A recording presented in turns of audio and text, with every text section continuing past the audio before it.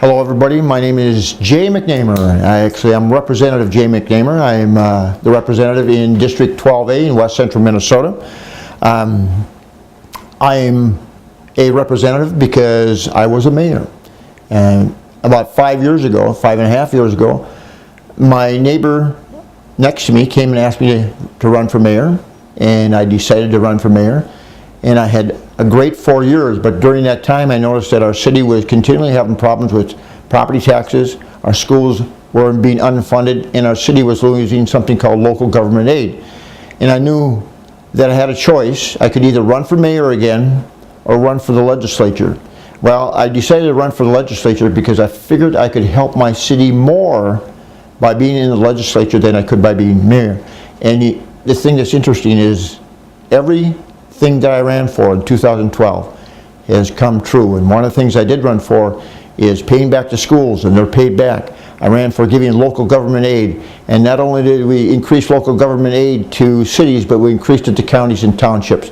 It's been a good run, and I couldn't be more pleased what's happened.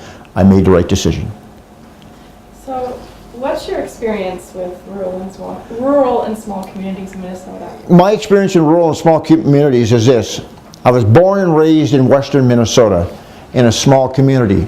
I lived in it. It's called Ada, Minnesota. The population at that time was about 2,000 people. And from there I moved, I graduated from college and moved to Elbow Lake, and I've been there ever since. And Elbow Lake is about 1,100 people. And I've lived there for, about 41 years. So my entire life has been in small rural communities in Minnesota. And I reminisce, I know what the communities were like when I was a kid. They're not the same now, but you know what? They're still as good as they were when I grew up. So what do you think are the biggest issues facing rural Minnesotan communities and the individuals that live there?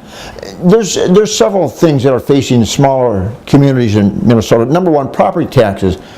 Our property taxes have increased quite a bit in the last 8 years. And in some communities, like the town I was mayor in, Elbow Lake, they've gotten extremely high, and we need to take care of our property tax. Schools are a big thing. Schools have been having trouble with funding, and we've also seen consolidation.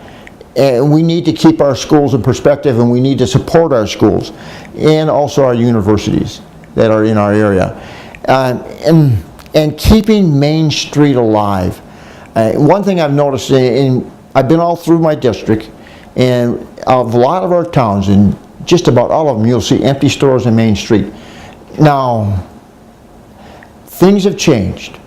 We're not going to have 4 hardware stores and 2 pharmacies and 4 grocery stores anymore. Things have changed, but we still have to keep the basics. Every community needs a hardware store, a good grocery store. We need a good pharmacy, and hopefully a clinic. And those are things that are vital to small town Minnesota. So what would you describe as the rural narrative, and kind of what is the story behind Minnesotan communities? It's kind of an oddly phrased question, but if you could tell the story of rural Minnesota, how would you tell it? Well, here's what I'll tell you. It's the best place in the nation to live.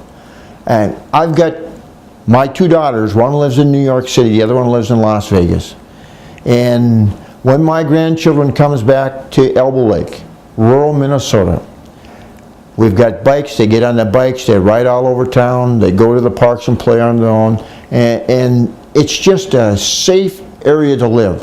We go to the lakes and we go swimming. In New York and Las Vegas, you don't let sight of your kids. There's basically no crime. In the city that I lived in and was mayor in, I wanted to change the name of the city to Mayberry, and that's because it's such a good, wholesome place to live. And that's all of our communities in rural Minnesota. Now, we've got a gift, and sometimes we overlook that, and it's because we're too close to it. Step back, go to a large metropolitan area that I've never lived in, but you don't have the freedom, the mobility to move around, and your kids have access to everything like they do in our areas.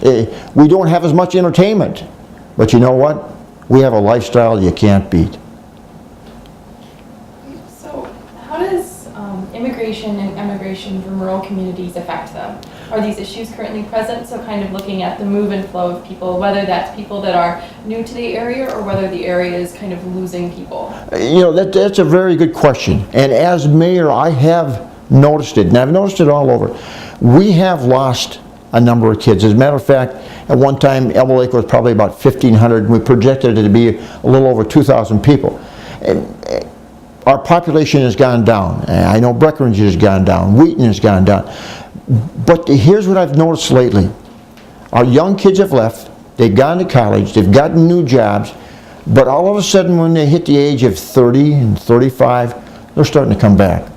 You know, and I'm noticing more and more of our kids have coming back to our area because just like I said before, we have a lifestyle that's hard to beat. And people are realizing maybe rural Minnesota isn't such a bad place to live. The other thing too is that we're also getting more and more jobs in our area. And when there's more work, there's more chances for kids to come back home to where they grew up. So then what kind of policy change, what are the similarities, there we go, similarities and differences between the needs of rural and urban areas? Do they both areas need some of the same things, or are there more stark differences? Well, you need good access to education. You need good access to libraries. You need good security such as police forces. We all need that. There are some differences. It's more expensive to live in a metropolitan area. We have not as much choice. We don't have a Byerly's or 4 or 5 different hardware stores to go to, but most of our communities have a good grocery store, a good hardware store, and a good place to raise kids in. The expense in the metropolitan area is much more than it is in our rural area. Our taxes aren't as much either, but our property isn't worth quite as much.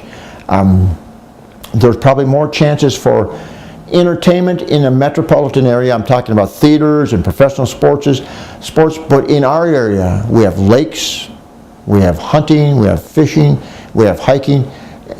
Those are a good trade-off. You know what? Give me the lakes and the fishing and the hunting and the golf courses where you can get on at any time. We have some things that are equal to or better than what the metropolitan area can give us. So then what kind of policy changes do you think would positively impact rural Minnesota? And then what changes do you think you're interested in making to support small towns? Okay, well, I've got a bill right now, and the bill is just for greater Minnesota, or rural Minnesota. It's $25 million, it's in the bonding bill, and it's used to help stimulate the growth of businesses. It's used to stimulate the growth of industrial parks, help for the building of hospitals and nursing homes. And we've got to provide jobs for rural Minnesota. And if we can provide jobs, I feel we can bring our kids that have moved away back home. That bill is part of it. Well, I also see something that's interesting, and I see new jobs coming up in rural Minnesota. We have a place in Morris called Superior. Superior is one of the fastest growing businesses in the nation. It might be in the top 40. And there's something else that's interesting. Stevens County might have the lowest unemployment rate in the state of Minnesota. They're at like 3.1%. That's outstanding. And what that tells us is this: we need those kids that moved away. We need them to come back because we're growing. We've got jobs here. Come on back home. So then what do you see as the future of small towns? Some people have been making really negative predictions. Some people have been making really positive predictions. But where would you like to see them in 15 to 20 years? And what changes are really necessary to make this vision a reality? You already kind of talked about that jobs change. But. What I see is this here. I see Main Street changing. I've mentioned this before. We're going to have one good grocery store in our smaller towns, one good hardware store, one good pharmacy. We need a clinic. We need hospitals. Those are all things that are necessary. And I sit with my friends and we talk about old-time Elbow Lake or old-time Ada when all the stores are full. That's not going to be there anymore. We do need good places for entertainment. Restaurants would be great. Our theaters, not every little town is going to have a theater anymore, but we have centers such as Morris has a theater, and Alexandria and Fergus Falls, those are places where we're able to drive to get our entertainment. But one thing I do feel, we do need what's called critical access hospitals, and that's to keep our rural area safe and secure. So then, do you have any messages or kind of remarks for rural leaders and developers, the people who are out doing community building work or economic building work, kind of the people who are at the head of the industry in revitalizing? I do have some messages. Number one, the town I was mayor in, the last year I was mayor, there's a couple things that happened. Number one, just before I left, we broke ground for a brand new hospital that will employ about 90 people. That's a great deal, and not only does it provide us with good health services, but it also provides us with jobs for our community. And the other thing that happened, we had a new industry open up, and it's called Vinco, and Vinco produces wind generators. And I talked to the plant supervisor, the head CEO, his name is Steve Martineau, and I asked him, what do you look for in your employees? And he said, I like to have farmers or retired farmers work for us. And I said, why do you do that? He said, well, number one, a farmer can do just about anything. He can do mechanical, he can do electrical, he can troubleshoot.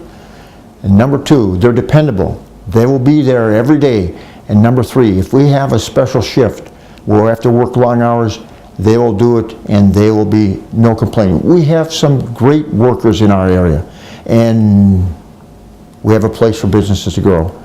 I don't know if I answered your question, but you know what? It's the lifestyle.